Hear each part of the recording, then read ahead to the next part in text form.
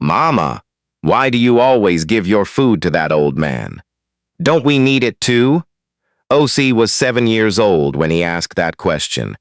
He was standing at the edge of the hospital parking lot, backpack half falling off one shoulder, watching his mother unwrap the sandwich she had packed for herself that morning. The only thing she would eat between her 6 a.m. shift and the long bus ride home at night. Chiamaka didn't answer right away. She finished peeling back the plastic wrap, walked the 4 steps to where the old man sat on his usual bench near the side entrance, and placed it in his hands. "Because he's hungry, baby," she said when she came back. "And we're not." O.C. looked down at his own stomach and seemed to consider arguing, but something in his mother's voice made him go quiet. That was 3 years ago. By now, O.C. was 10 and he already knew better than to ask. Chiamaka Dube had come to Cincinnati from Zimbabwe when she was 23. She had arrived with 2 suitcases, a nursing certificate she still had to get re-evaluated, and the kind of hope that only people who have never failed yet can carry that lightly. She had a cousin here, her mother's sister's daughter, Bola, who had said there was work, there was opportunity, there was a future here for a woman willing to work hard. What Bola had not mentioned was that Chiamaka would spend her first 4 years cleaning hospital rooms instead of working in them, or that recertification would cost money she wouldn't have for 3 more years, or that the man she married in year 2, a quiet, careful man named Devon, who worked at a logistics warehouse, would leave when Ose was 4, not in anger, not with cruelty, but with a resignation so complete it was almost worse. "I'm not built for this life, Chica," Devon had said. That was all. He had packed 1 bag and driven to Atlanta, and that was that. So it was just Chiamaka and Ose. Her in her green scrubs every morning, him with his backpack and his questions. She had finally gotten her nursing certification 2 years ago, and now worked as an LPN on the 3rd floor, medical surgical, at Riverside General. The pay was better than cleaning. Not good, but better. They lived in a 2-bedroom apartment on Vine Street in a building managed by a man named Gerald Pruitt, who collected rent in cash, never fixed anything that broke, and smiled with all his teeth whenever he knocked on the door. Chiamaka paid her rent on time every month. She had never missed a payment in 4 years. She did not think this meant she was safe. The old man's name was Henry, at least.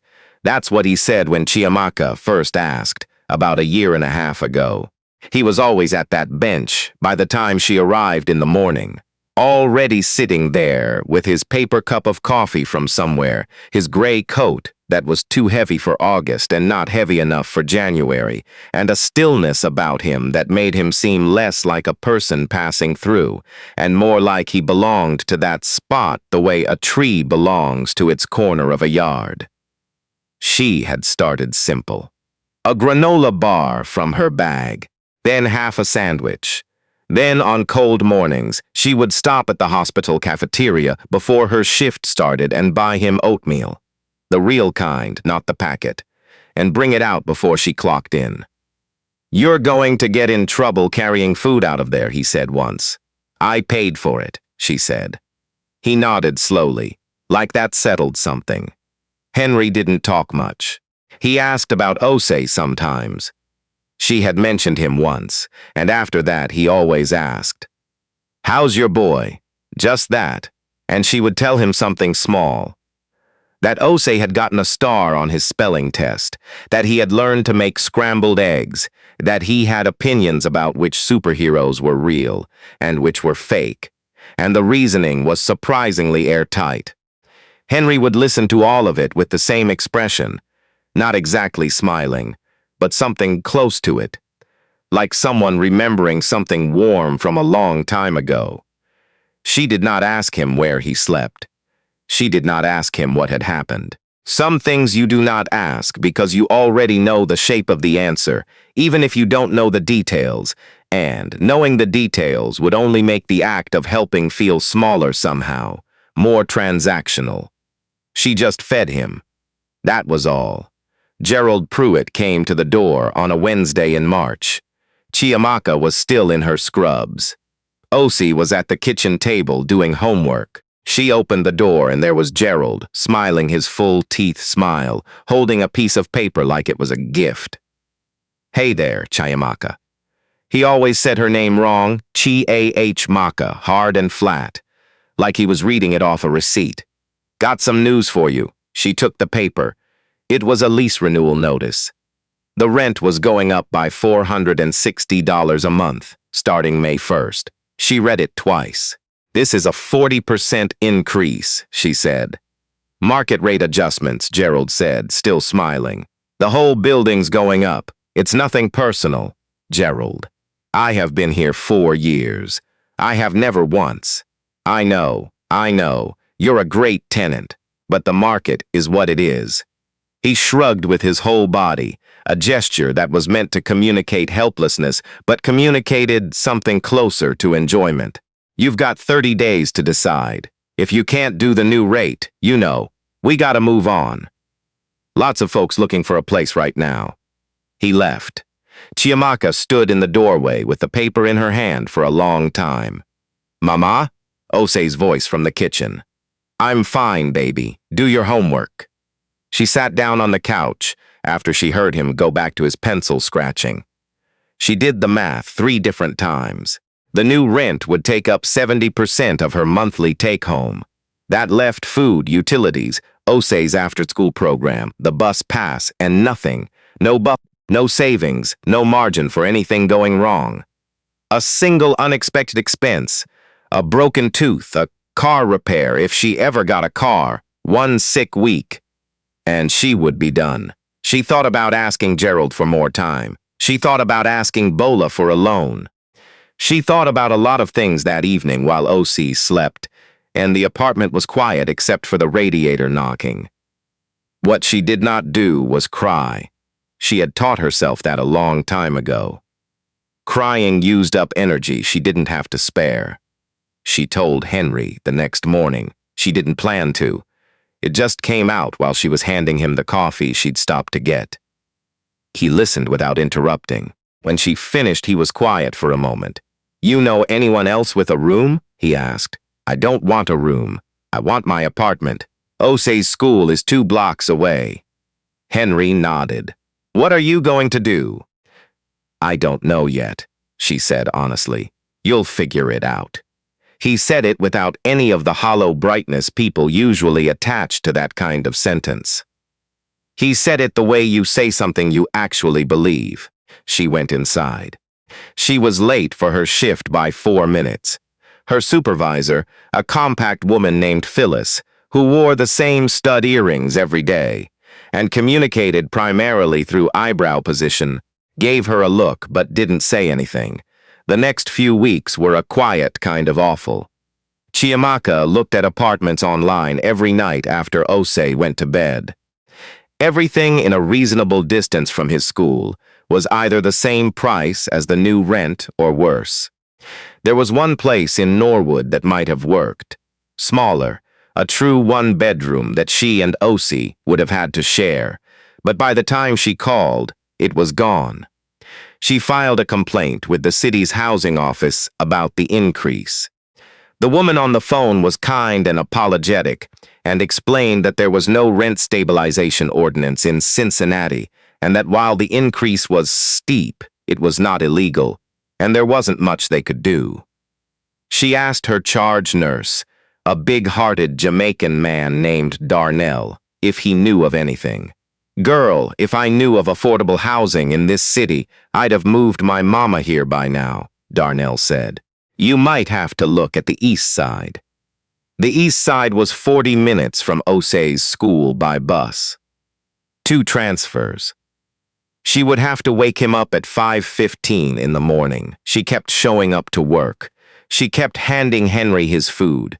She kept telling Ose things were fine when he looked at her in that careful way children have when they know something is wrong and are waiting for permission to say so. It was a Tuesday morning in April, just before 7, when everything changed. Or rather, when Chiamaka found out that things had already changed in ways she hadn't seen. She was heading to the bench with Henry's usual oatmeal, a hard-boiled egg she'd made at home, a small orange, when she saw that someone else was sitting next to him. A younger man, maybe 40, in a dark jacket and neat shoes. Too neat for a hospital bench at that hour. He was leaning slightly toward Henry and speaking quietly. When Henry saw Chiamaka approaching, he said something to the man that made the man straighten up and turn around. "Chiamaka," Henry said, "come here. I want you to meet someone." She came closer, oatmeal container in hand, feeling slightly off balance the way you feel when a familiar thing is suddenly in an unfamiliar frame. "This is Marcus Webb," Henry said. "He's my son." Marcus Webb extended his hand. His handshake was firm without being performative. "I've heard a great deal about you," he said. "From my father." Chiamaka looked at Henry. Henry looked back at her with that almost smile. "I should probably explain some things," Henry said. Henry's full name was Henry Owusu Webb. He had been born in Accra, Ghana, come to the United States in his 30s, and built over the course of 40 years a commercial real estate company that operated across 6 states. He had 400 employees. He had an office in downtown Cincinnati and another in Columbus. He had 3 buildings within a half-mile of Riverside General, including the building on Vine Street where Chiamaka lived. She stared at him when he said that part. "You own my building," she said. "I own the company that owns the building," he said. "I have many buildings.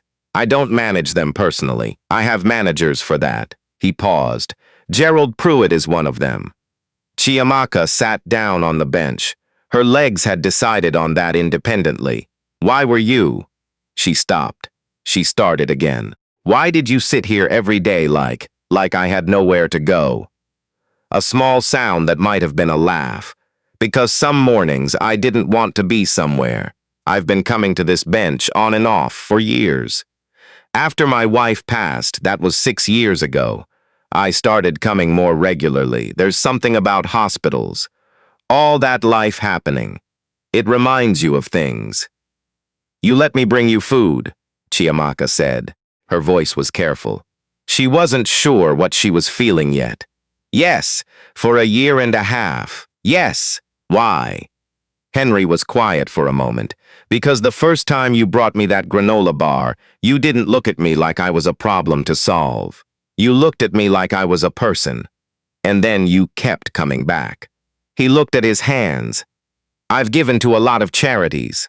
I've donated to housing programs and food banks and all the right things, and all of that is good, but it doesn't feel like this." He gestured between them, a small movement. "This is different." Marcus, who had been standing quietly to the side, spoke. "Dad didn't tell me about you until last week, when he found out what was happening with your rent." Chiamaka looked at Marcus. "Gerald Pruitt went outside my father's authority," Marcus said. His tone was not loud, but it had an edge to it. "He is not permitted to raise rents by more than 5% without board approval. What he sent you was not authorized. He's been doing this in several units, targeting tenants he thinks won't push back, pocketing the difference." He paused. "He's been terminated as of yesterday morning." The April air felt very still. "Your rent," Marcus continued, "is being returned to its original amount, and we'd like to offer you a new lease. 5 years, locked rate, no increases beyond annual inflation adjustments." Chiamaka looked from Marcus to Henry and back. "I don't want charity," she said quietly. "It's not charity," Henry said. "It's what you should have had from the beginning.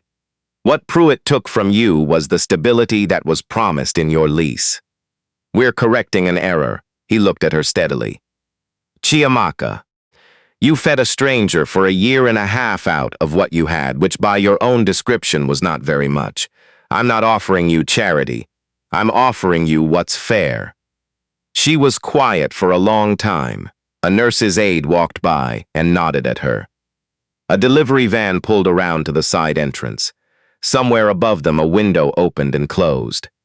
"There's something else," Marcus said. He glanced at his father, who nodded. Marcus reached into his jacket and produced a card. "My father is in the process of establishing a community health initiative, a free clinic model, staffed by licensed nurses and rotating physicians, to serve uninsured and underinsured residents on the West Side. We're currently building the team." He held out the card. "We'd like you to consider the director of nursing position. It comes with a full salary, benefits, and an office." Chiamaka looked at the card in his hand. It was heavy cardstock. Her own name was not on it, but she could already imagine it there. "I'm an LPN," she said. "We know your credentials," Marcus said. "We're also offering full tuition support to complete your RN if you want it. Evening and online programs. You'd have 18 months. Why me?" she asked.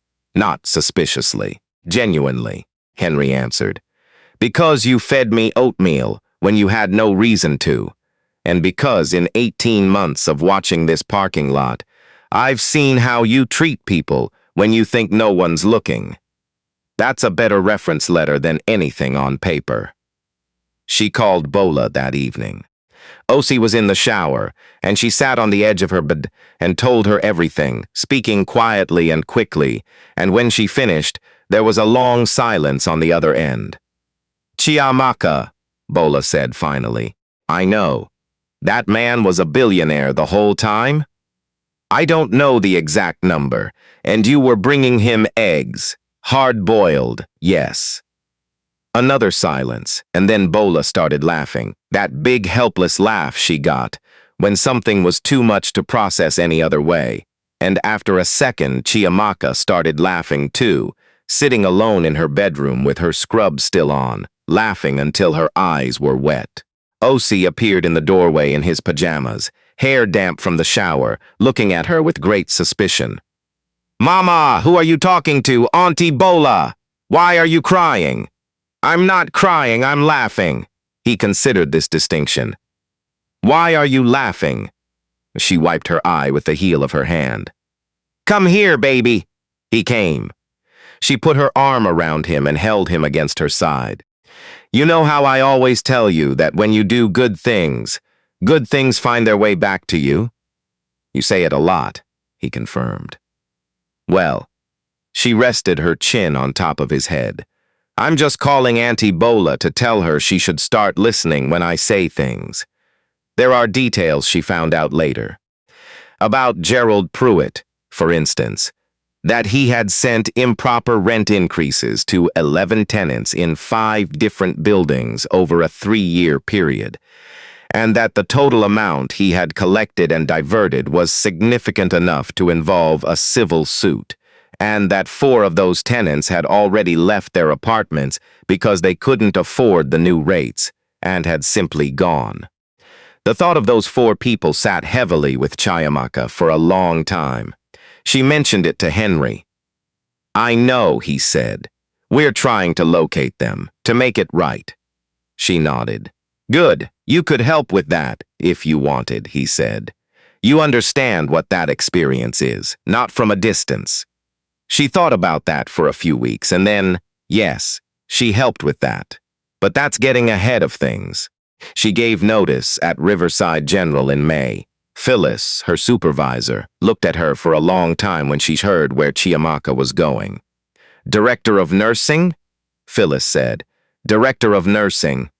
Chiamaka confirmed. Phyllis pulled her in for a hug that lasted approximately 1 second, which for Phyllis was an eternity. "You'd better invite me to your opening," she said into Chiamaka's shoulder. "I will," Chiamaka said. Front row. About Marcus. This part takes longer to tell, and Chiamaka would probably say it was the part she was least prepared for. Because you can prepare for good luck in a professional sense, you can imagine a better job, a safer apartment, stability that doesn't have a 30-day countdown on it. You can build that picture in your mind during the long bus rides and hold it like a small candle. But you do not prepare for someone looking at you, the way Marcus Webb looked at her, the first time she came into the offices downtown. In a blazer she had borrowed from Bola and shoes that were slightly too tight, and treating her not like a project or a charity case, or a person whose situation was interesting, but just like a person, like someone he was glad to be in a room with. It started small. Coffee after the second planning meeting, a text about a documentary she had mentioned liking, dinner once, which neither of them quite called a date out loud, and then again, which neither of them could reasonably pretend was anything else. Marcus had been married before. His wife had died 4 years ago, cancer, fast and cruel. He had a daughter in college in Atlanta named Imara. He was careful with people the way people become careful when they've lost someone. Not cold, the opposite of cold, actually, but deliberate, present.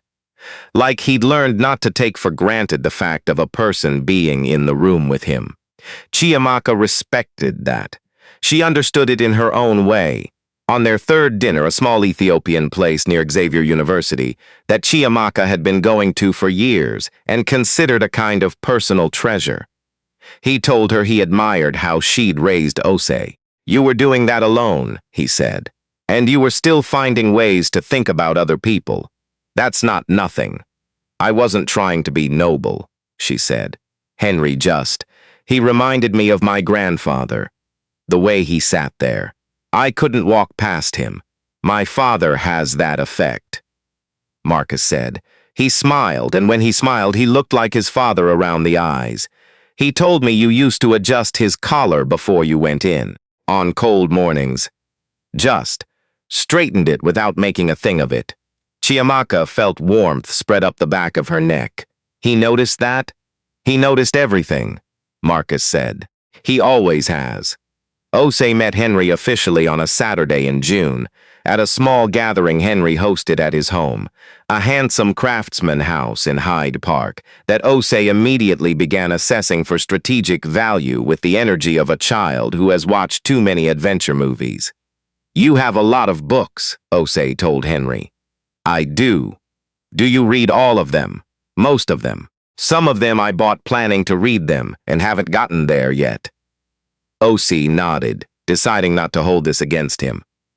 "My mama reads a lot too.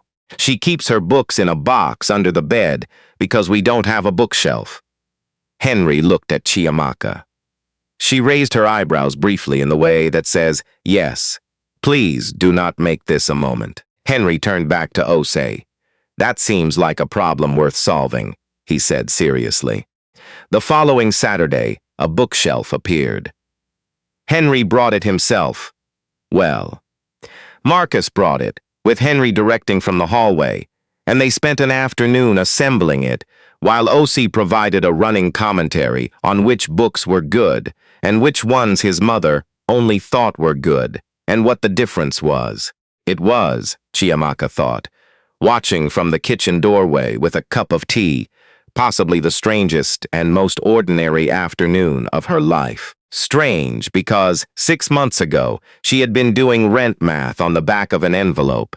Ordinary because Ose was laughing and the sun was coming through the window and someone had brought her family a bookshelf like it was a natural thing to do. And maybe she was starting to think. Maybe it was. The clinic opened in September. They called it the West Side Community Health Center. Chiamaka stood at the entrance on the first morning and thought about the version of herself that had arrived in Cincinnati 15 years ago, with 2 suitcases and a certificate that didn't transfer, and all that weightless hope. She thought that woman would not believe this. She also thought that woman would recognize how she got here, because it hadn't been luck. Exactly. It had been one granola bar, offered to a stranger without expectation, and then another the next morning, and then oatmeal, and then a hard-boiled egg, and then 15 months of showing up to a bench outside a hospital in all weather. Not because she expected anything back, but because that's what her mother had taught her and her mother's mother before that. Henry was there, standing near the door with his cane. He had a cane now, which was new, though he claimed it was unnecessary and he was only carrying it because Marcus had asked him to. He was smiling, an actual full smile this time, not the almost one she'd gotten used to on the bench. "How does it feel?" he asked. She thought about it. "Like I'm exactly where I should be," she said. He nodded, like that settled something. Osei, standing beside her in a button-down shirt she had to ask him 3 times to put on, tugged on her sleeve. "Mama, can I go look inside? Stay where I can see you." He was off at a sprint. She watched him go. If you've been with this story all the way to the end, you already know what Chiamaka knew. That the things we give without thinking, given simply because they are right to give, have a way of drawing something back toward us. Not always, not as tidily as a story. Life is not usually this generous or this patient. But sometimes the old man on the bench is just an old man on the bench, and sometimes he is something more, and the only way to find out is to offer him the food anyway. Don't forget to subscribe if this story found you today. Leave a comment and tell us where you're watching from. We read every single one. And if you're wondering what happens next for Chiamaka, for Osei, for Henry and Marcus, come back. We'll be here.